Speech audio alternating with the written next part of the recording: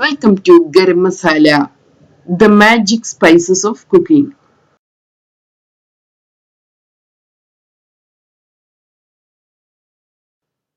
പുളിവാരൽ.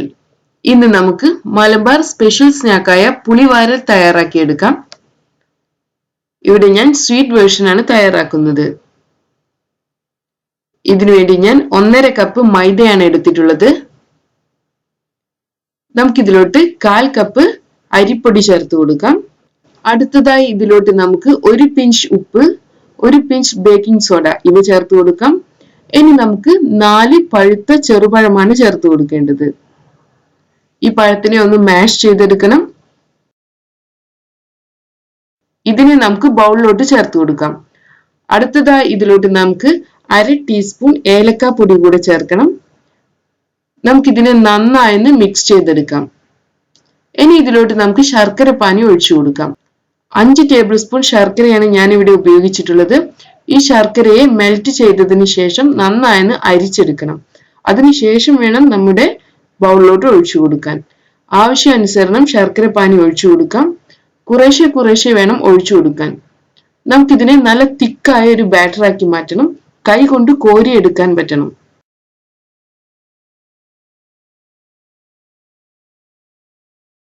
ഇതിനെ നമുക്ക് പെട്ടെന്ന് തന്നെ ഫ്രൈ ചെയ്തെടുക്കാവുന്നതാണ്. പൊങ്ങാൻ വേണ്ടി വെക്കേണ്ട ആവശ്യമില്ല. നമ്മുടെ ബാറ്റർ തയ്യാറായിട്ടുണ്ട്. ഇനി നമുക്കിതിനെ ഫ്രൈ ചെയ്തെടുക്കാം. ഇതിനുവേണ്ടി നമുക്ക് എണ്ണ ചൂടാക്കിയെടുക്കാം. ഞാനിവിടെ വെളിച്ചെണ്ണയാണ് ഫ്രൈ ചെയ്യാൻ വേണ്ടി ഉപയോഗിക്കുന്നത്.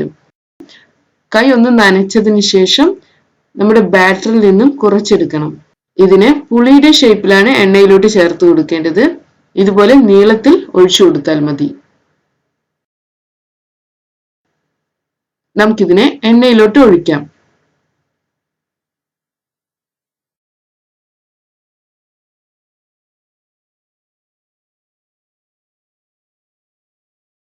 ഇനി ഇതിനെ നമുക്ക് മീഡിയം ഫ്ലെയിമിൽ വെച്ച് ഫ്രൈ ചെയ്തെടുക്കണം.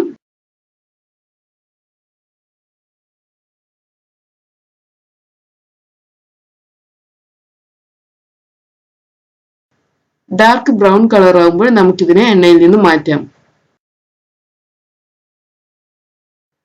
ഇതുപോലെ നമുക്ക് എല്ലാ പുളിവാരലും ഫ്രൈ ചെയ്തെടുക്കാം.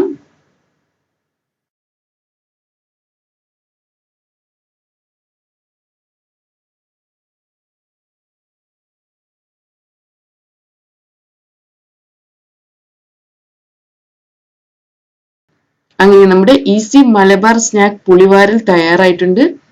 നമുക്കിതിനെ ചൂടോടുകൂടി തന്നെ സെർവ് ചെയ്യാം. Thank you.